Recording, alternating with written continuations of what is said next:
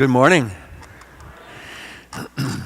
In all of our venues, I want you to try to remember the dream you had last night. And I'm going to ask you to raise your hands. If you can remember, in all of our venues, if you can remember your dream, one of your dreams from last night, can I just see your hand in all of our venues? Wow.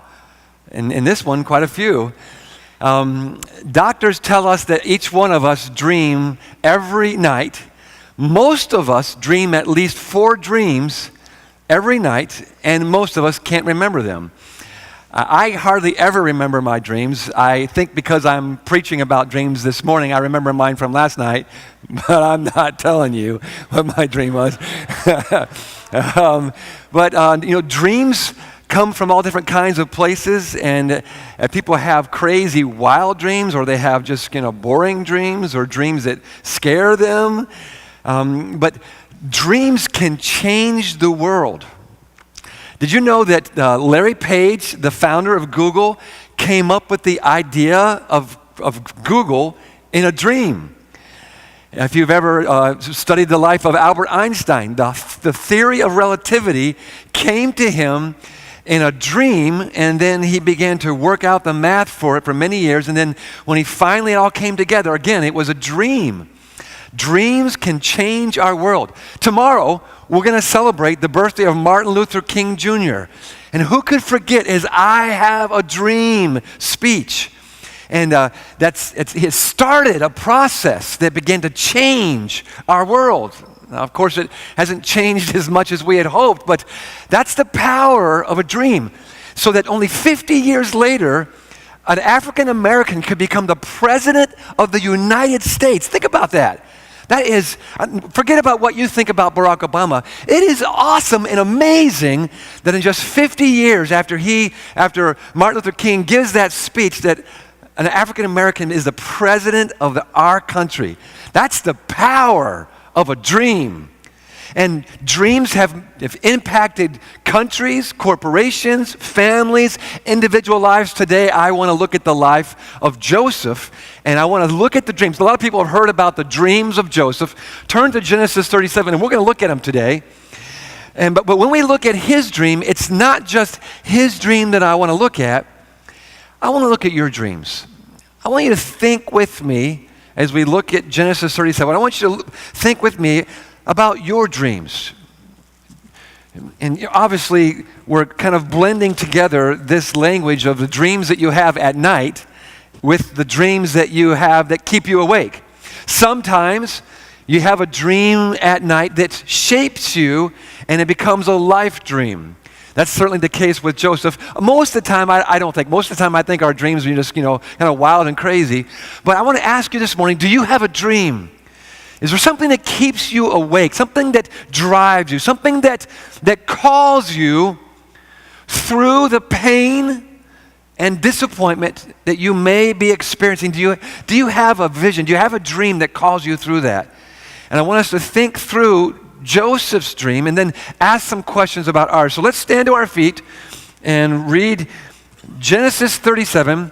Last week, Pastor John Jacobs preached verses 1 through 4, and so I thought, based upon last week's sermon, instead of us reading, I would have John come up here and rap these verses, but John's busy in the RNC. I thought it would be kind of cool. Johnny J rapping Joseph's dreams. That would be kind of a cool thing, but let's just read it, and we catch up the story in verse 5. One of the things that we learned last week was that, Joseph came from a really dysfunctional family. You think your family has problems.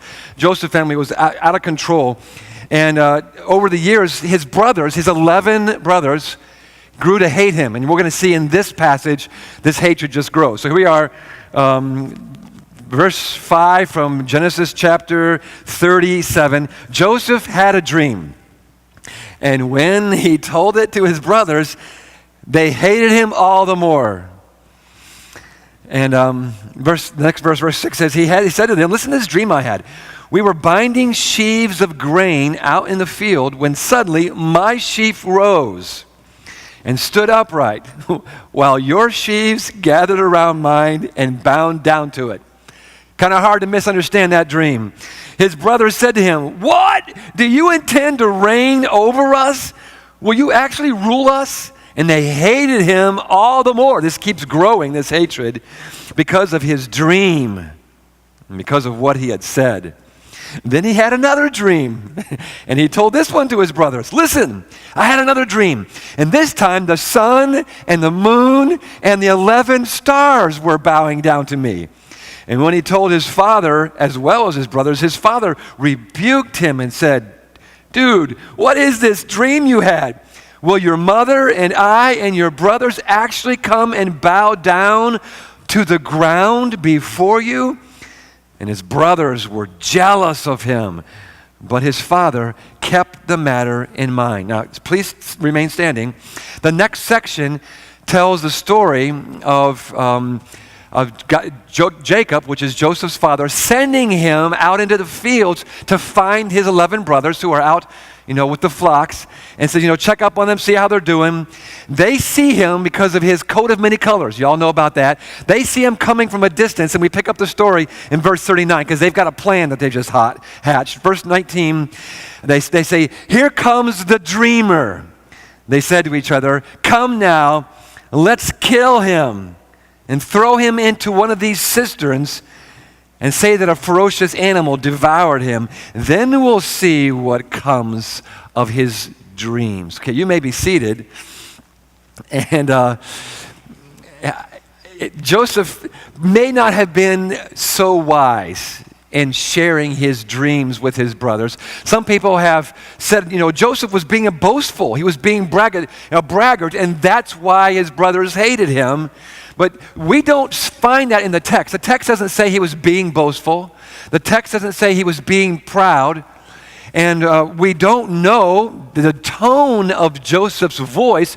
All we have are these words that say, I had this dream. Maybe he was asking them for help. Maybe he was like, man, I got this dream. It's crazy, and I feel kind of awkward sharing it. But all the Bible tells us is that he had this dream, and when he told it to his brothers, they hated him more than they ever had before. So, if that's the case, then what do you do when you have a dream? Well, what do you say when you've got this dream that comes to you? Do you keep it to yourself? Do you share it with others? And who do you share it with? Maybe Joseph should have just shared it with his dad in private and said, Dad, I'm kind of embarrassed about these dreams that I'm having. But no, he shared it with his brothers, and they began to hold this against him and got jealous of him. And of course, we find out later in the story, at least 3 times, Moses, who wrote the book of Genesis, will tell us that the brothers, all 11 of them, bowed down to Joseph. At least 3 times, that's exactly what happens as the story progresses. And you know the story, don't you, that Joseph's brothers threw him into a pit, threw him into a cistern. They pulled him out not to rescue him, but to sell him to some slave traders.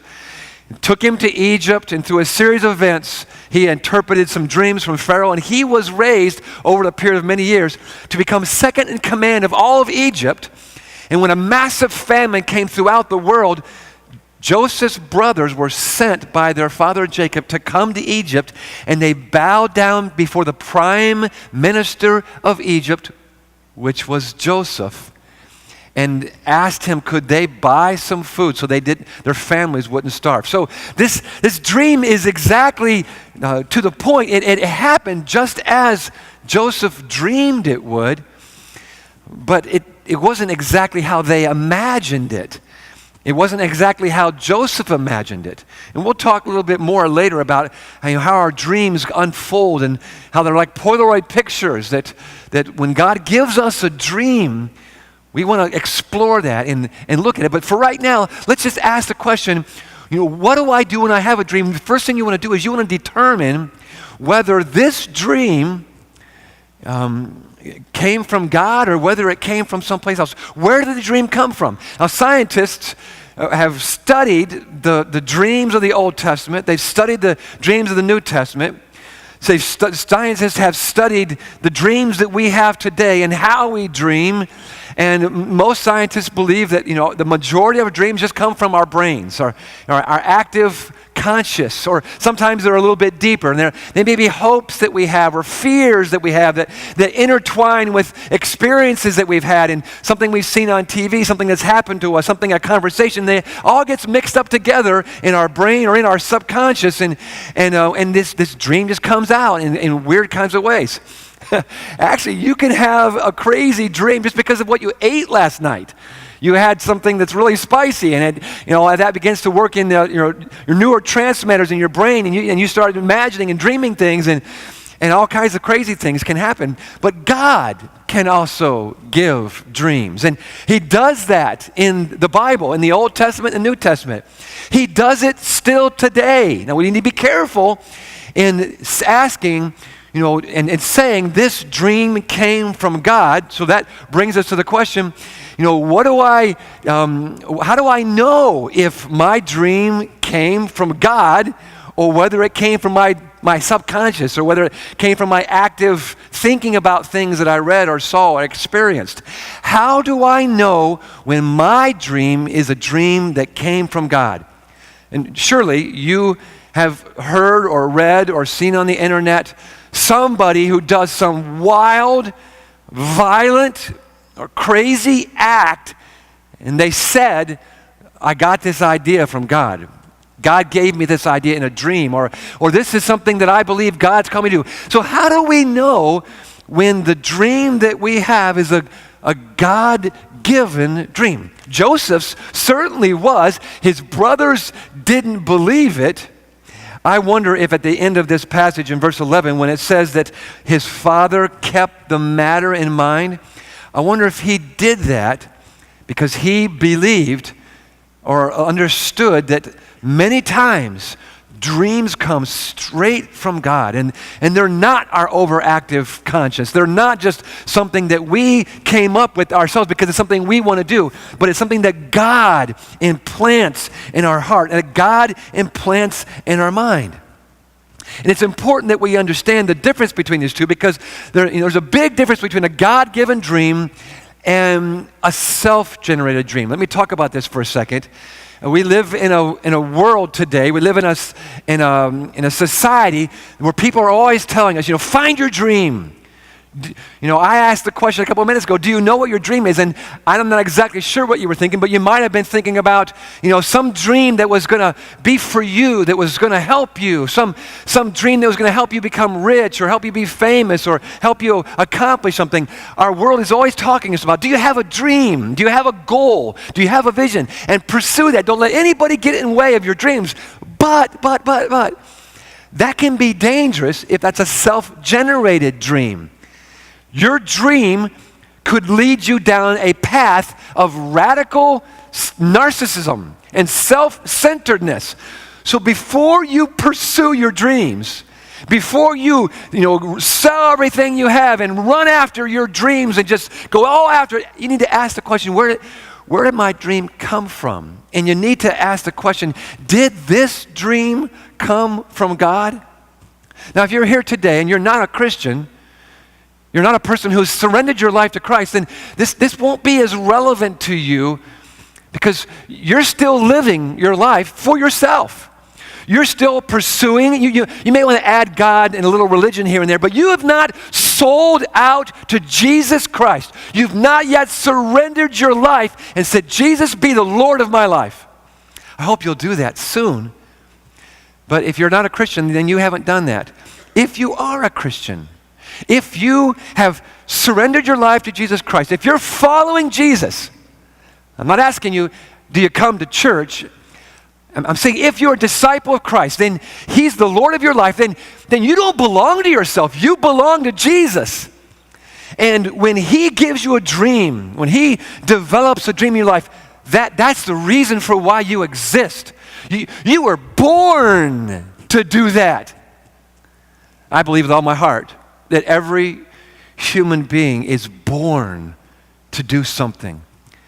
I believe that every human being is made in the image of God and that God has a dream for every one of us. And so a God-given dream is something you were born to do. It's not just something that you'd like to do, or somebody says, you'd be good at this. So you take a little assessment and, I think I'd be good. I want to be this or that. There's nothing wrong with dreaming, but let's just be clear about the difference between a self-generated dream and a God-given dream. The first thing we can see is that a God-given dream is something that you were born to do. A self-generated dream is just something you'd like to do someday. I want to do. A God-given dream is the call that you have on your life from God himself. Now, when I talk like this, I have to be careful because some people believe that only pastors receive calls. And that's just not true. God has a calling for everyone. In fact, one of the biggest mistakes in life is to think because you're just a businessman that you don't have a calling on your life. That is a lie from the pit of hell. It could just very well be that business that you're in has been prepared for you by God. That's a part of your calling, for you to thrive in that business and for you to be a witness, be a light, be salt in that business. So don't ever think that that if you're not called to be a pastor, then you're not called. Every Christian is called. Every Christian is a minister. Question is, what kind of minister are you? Every Christian is called. Every Christian is a minister. Now, not every Christian is called to be a pastor. I was interviewed one time for this magazine, and they said to me, so what advice would you give to somebody who's thinking about going in the ministry?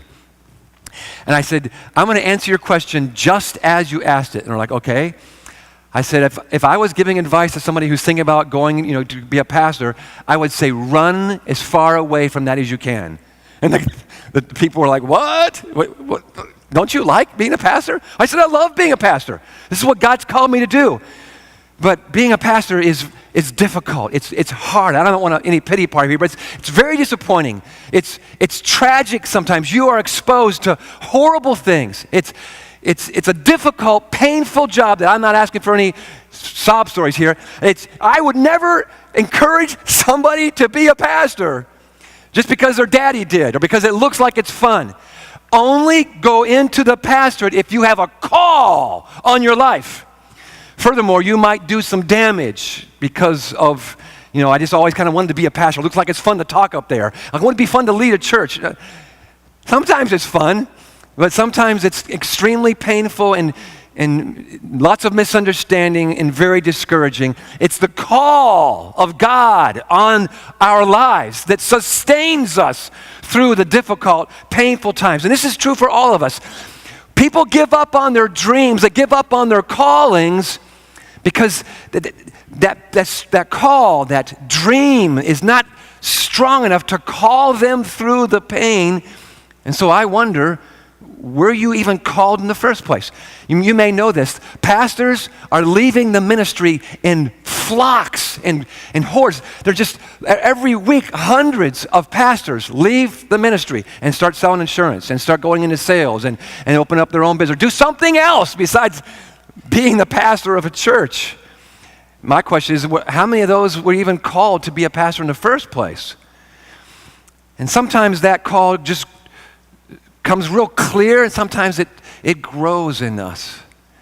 And if you're sitting here today in one of our venues, and God has a call on your life for you to study full-time ministry and go into the pastorate and to serve vocationally, God bless you, but realize what you're doing. Follow God, obey God, and listen to the dream that God puts in you. Don't listen to the dreams that other people have for you. There's a difference between a God-given dream and a self or other people-generated dream. A God-given dream endures through the pain, through the disappointment, through the heartache, through the struggles.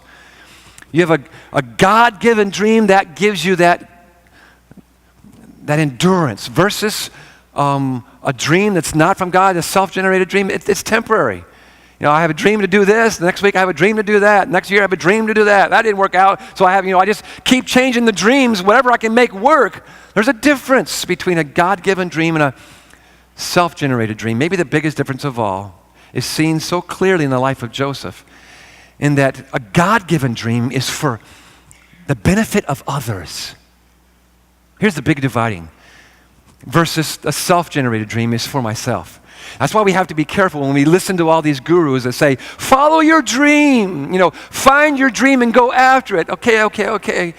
But the hallmark of a self-generated dream is it's so you can be a millionaire. It's so you can be your own business owner. It's so you can be successful. It's so you. It's just another version of America, and it's narcissism saying it's all about you. Get your dream. Pursue your dream. Whereas, that's not always wrong, but usually it gets tainted with self-centeredness. Whereas a God-given dream is not for you and your benefit as much as it is for the people around you, the church, maybe a nation. The dream that Martin Luther King had wasn't for Martin. It was for America. The dream that Joseph had, it wasn't so he could be the prime minister and isn't this awesome, I have a cushy job. No, it's to save the nation of Israel. It wasn't just for him to be elevated over his brothers. It was to rescue the nation of Israel from death. This is a mark of a God-given dream. In this respect, dreams are a lot like spiritual gifts. God gives every Christian at least one, if not two or three or four or five spiritual gifts. These are not the same as natural abilities. You can run fast, you can jump high, you're a great musician, you are a great artist, you're great with numbers. Those are natural abilities that you were given and they are in your DNA when you were born. When you are born again, when you become a Christian, there's spiritual DNA that's implanted in you. We call them spiritual gifts. And as Paul helps us see in Romans 12 and 1 Corinthians 12, the two passages in the New Testament that are the most about spiritual gifts are not for ourselves, they're for the body of Christ. They're to build up the body, they're to strengthen the body. And when you are using the spiritual gift that God's given you for yourself, you're misusing it. The gifts are given by God, resources are given by God, intelligence is given by God, calling, dreams are given by God so that we use them for God's purposes in our world. We're to be good stewards of the gifts, the resources, the talents, the dream, the abilities that God's given us. We're to be good stewards of that because it's not about us, it's about God. And this is one of the radical differences between the American self-centered dreams and the dream that God gives you. Do you have a dream that God's given you?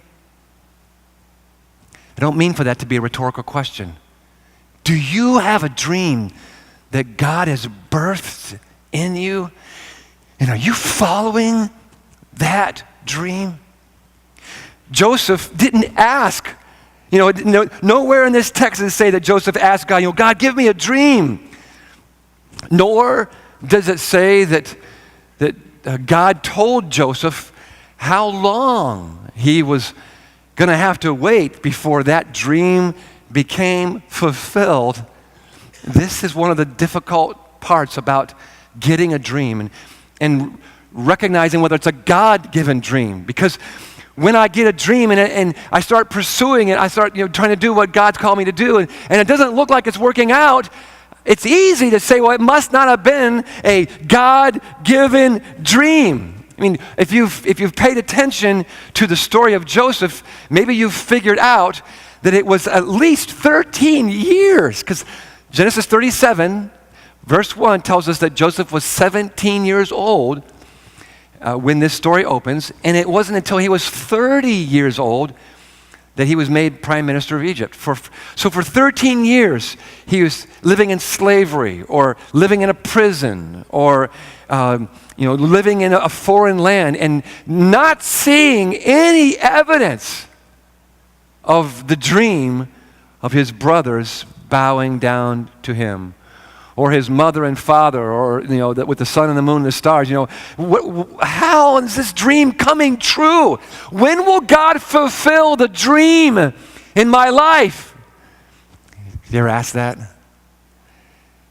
Has God given you a dream and you believe it's from God, but it seems like it's not gonna ever come true?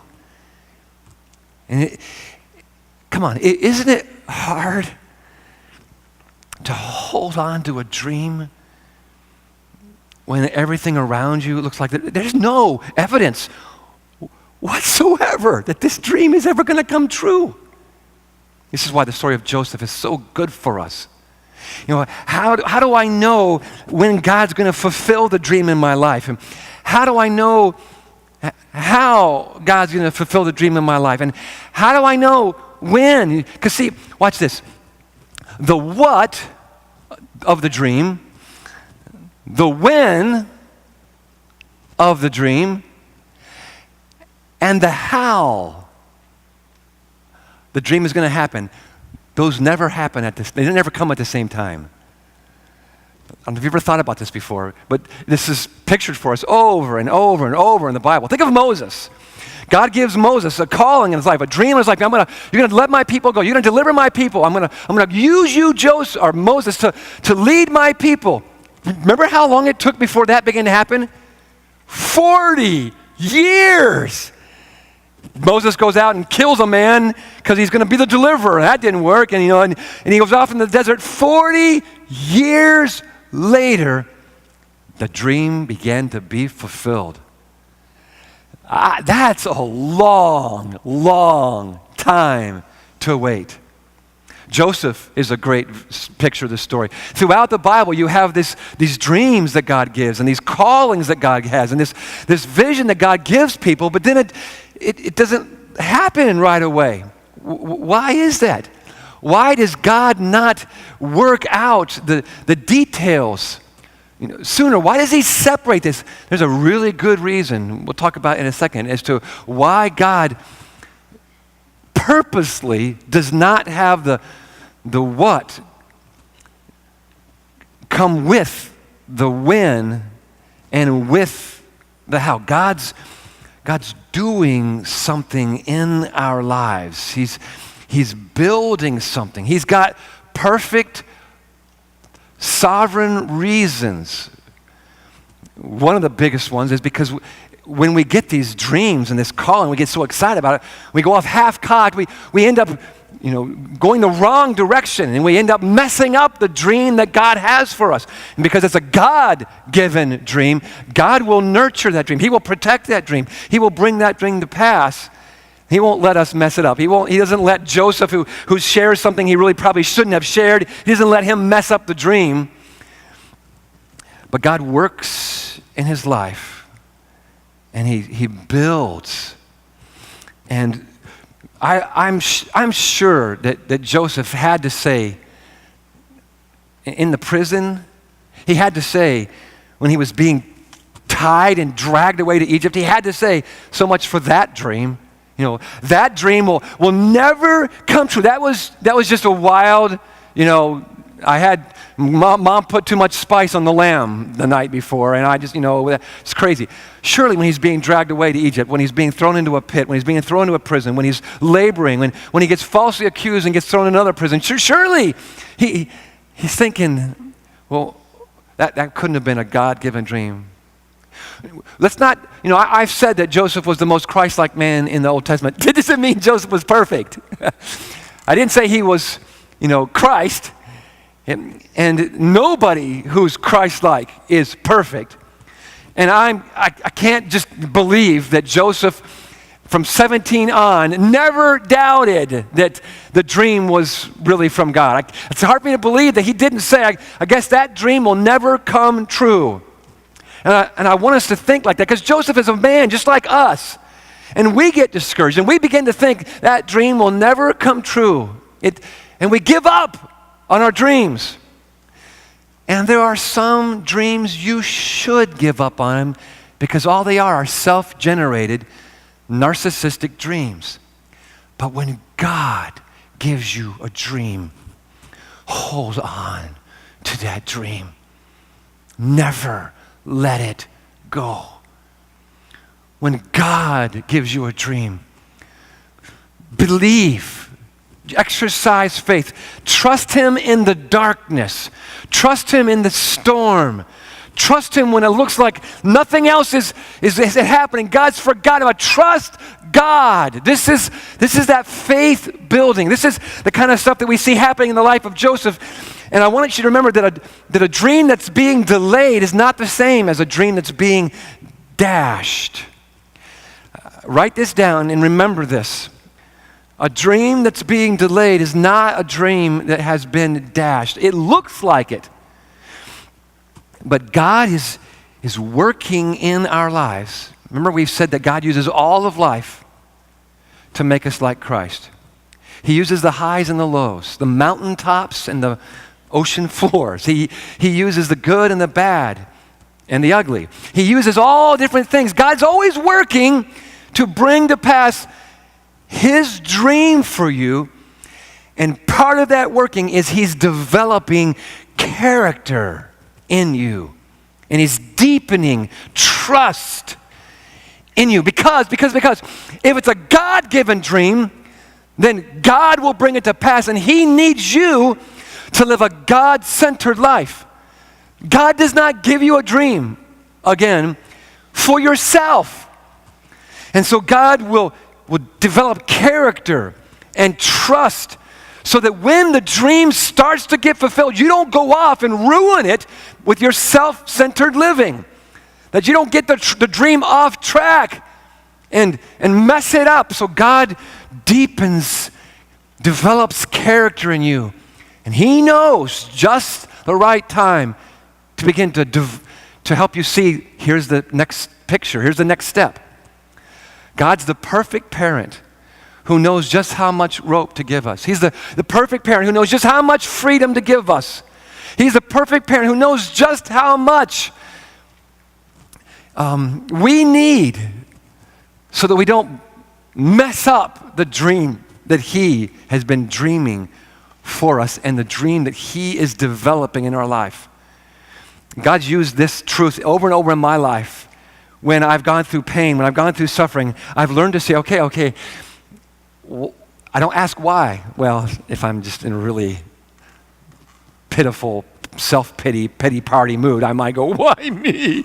But in my mature moments, I've learned to ask, okay, God, this really stinks, but I believe you're doing something. What? What are you doing in this pain, in this season, in this situation? I believe, I trust in you. And I've learned to ask, what? And as I've learned to do that, God's opened my eyes to issues in my life that needed to be developed. He's opened my eyes to a lack of trust, a lack of faith in my life that needed to be deepened. He's opened my eyes to circumstances in other people's lives or other situations that he's just said, Jim, this is the right time. This is the right, trust me in this. I'm in charge, even now. And I've had seasons in my life when things looked really, really bad. And fear started to rise up in my heart. And I had to make a decision. Would I trust God? Would I try to work things out myself? Would I depend on God? Or would I try to finagle things and make them happen? And as I've learned to trust God, he has always been trustworthy. I put my trust in a trustworthy God. Do the same. He never leaves us. He never forsakes us. He never makes a mistake. God never screws up. He's perfectly trustworthy. Trust him. Whatever it is you're going through right now, God's working in your life. Trust him. Whatever pain you might be going through right now, God is working in your life. Trust him.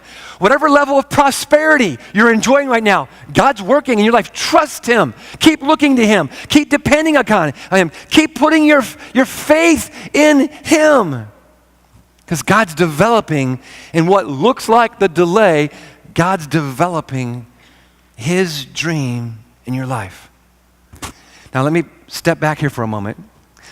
I can read in your mind. Some of you are like, oh, that's all well and good for those who have a dream. But I don't have one of these God-given dreams you're talking about. I'd love to, but I don't have one. What do you do when you don't have one of these God-given dreams? Well, here's one of those times I want you to believe me. I want you to believe what I'm just going to say here. You have a dream. You just don't know what it is yet.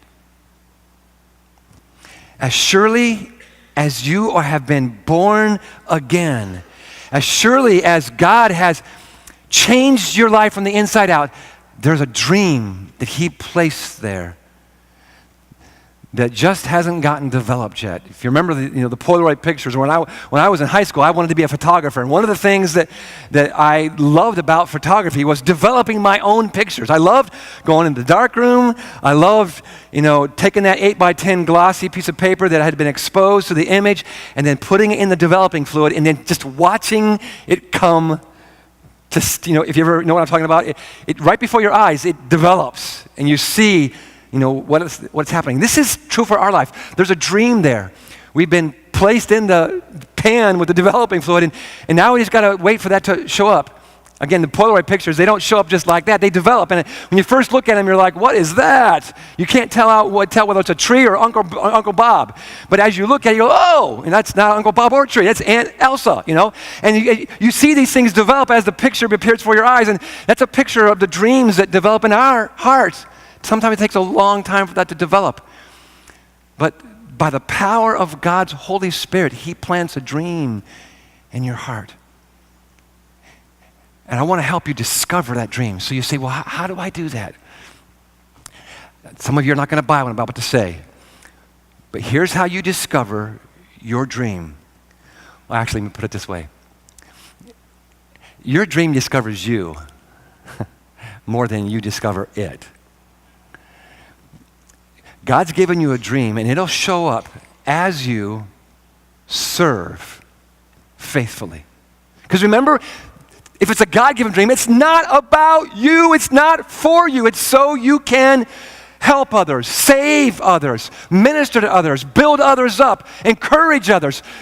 Let's get it through our brains that it's all about each other. This is why Urban Meyer is such a wildly successful coach. Surely some of you watched the game last Monday. Wasn't it awesome? Nobody else believed the Buckeyes could win. I'm not even sure the players believed. When they came to Ohio State, they were boys who dreamed of winning a national championship, and Urban Meyer turned them into men who served each other. His mantra this year was to serve one another and to strive, to strain to serve each other.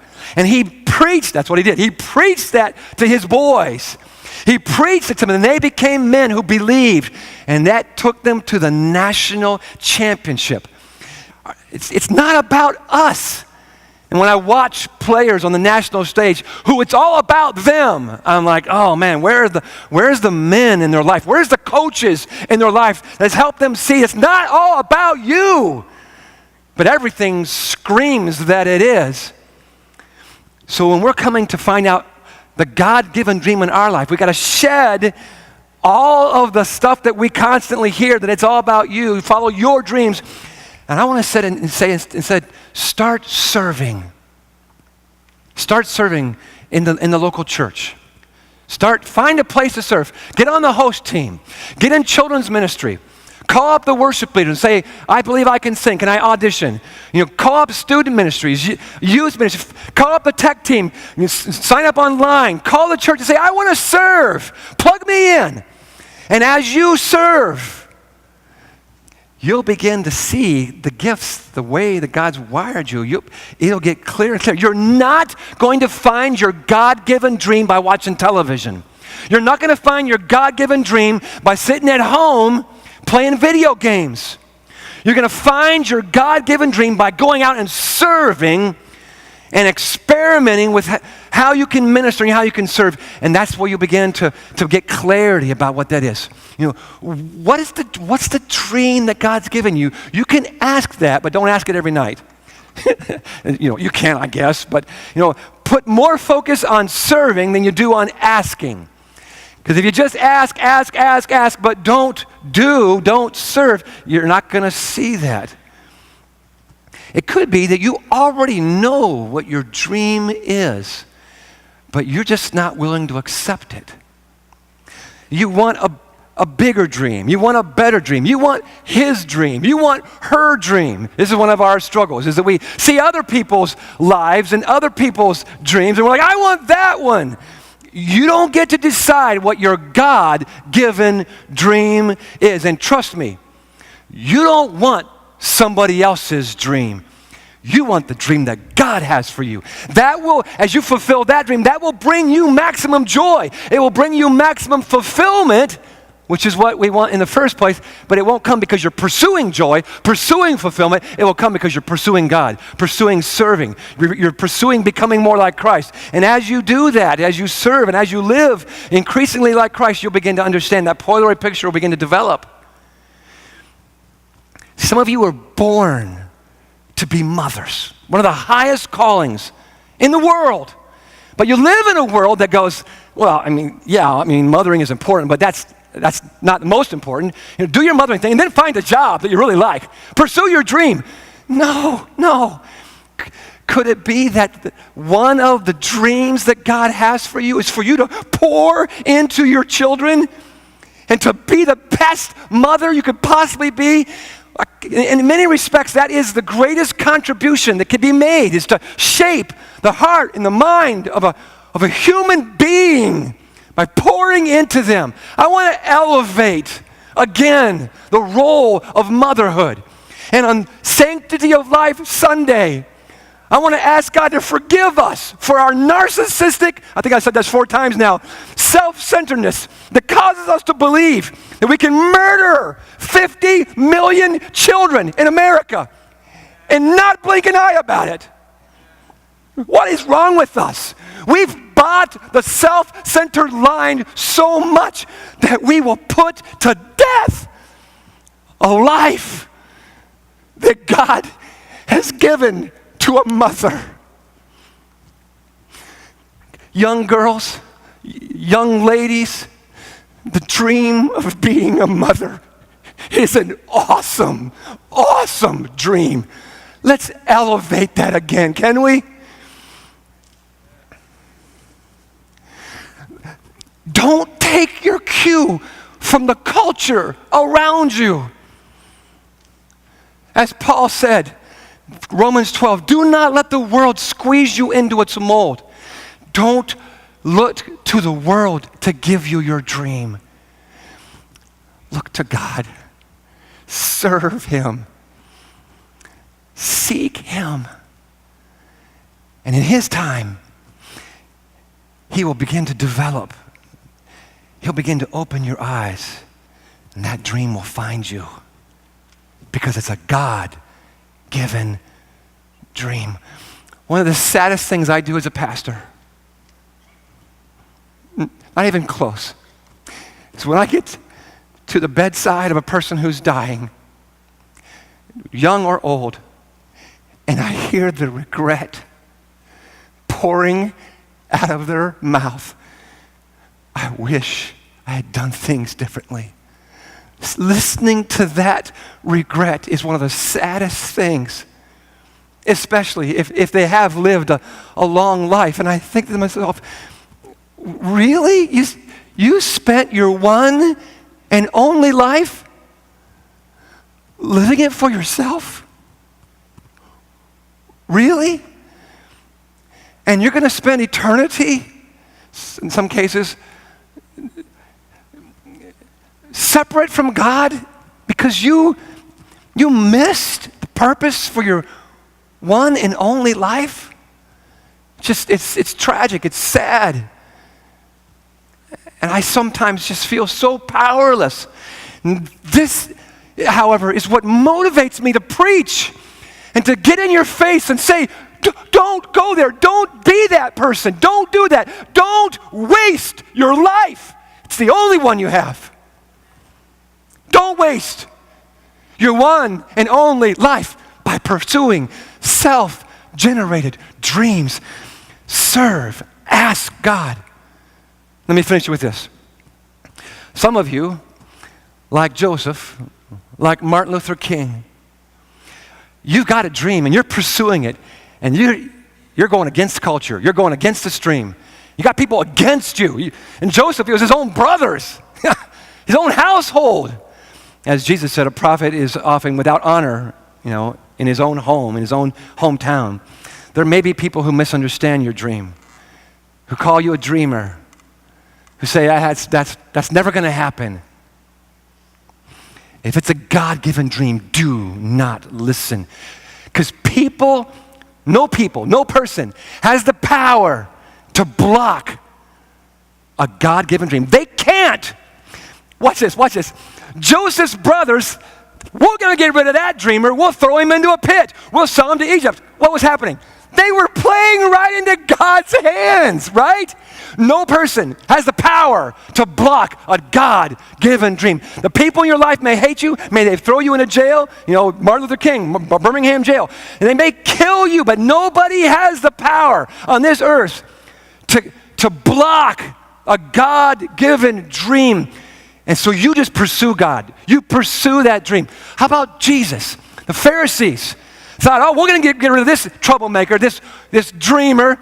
And they nailed him to a cross. They were playing right into God's hands. Amen? God is at work. What did we learn 2 weeks ago in the But God sermon?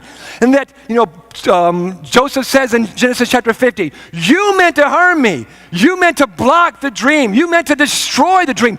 But God, He was at work.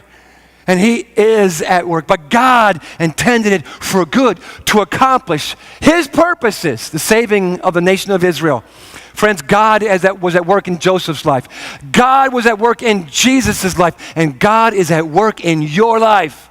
Do you have the faith to believe that? That God is at work. And He is fulfilling His dream.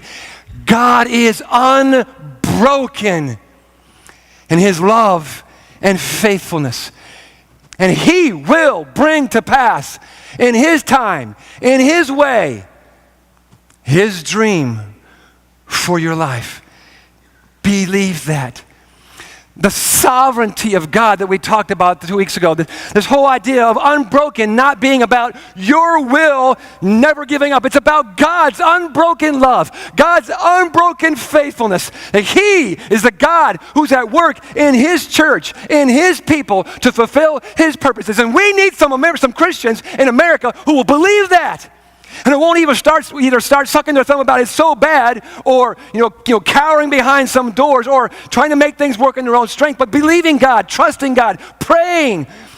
One of the things that happened to me this past week, I was with my leadership team, the strategic advisory team, the SAT. We got away and we were praying. One of the things that God impressed upon our hearts was that as a church, we need to go deeper in prayer. And the more we thought about this, the more we prayed about this, the more it became impressed upon us. So it's like I'm thinking about calling this year the year of prayer and asking God, okay, God, what can we do to go deeper in prayer this year? It's a dream that I believe God has for our church this year, 2015, that we might go deeper in prayer. I have a dream for our church. This is the dream that God given me 12 years ago. That this church, Church of the Open Door, would be the most Christ-like church for the sake of the world. Again, the dream that I have, that God has for our church, for us to be Christ-like, is not for ourselves. So we can say to somebody else, we are the most Christ-like church. No, we want to be the most Christ-like church for the sake of the world that God's placed us in, the generation He's placed us in, to the glory of God. This is the dream that God has for this church. And then I have been preaching and casting vision and strategizing and calling up leaders and developing us, trying to help us to capture this dream, to pursue this dream. And it's still as strong in me as ever that God wants us to be like Christ. And the greatest need, I'm convinced of this, the greatest need in America today is for the church to be more like Christ. There is no amount of education. There is no amount of money spent. There is no amount of politicians casting vision. There is nothing that is going to save America like the church being the light and the salt that God dreamed for us to be.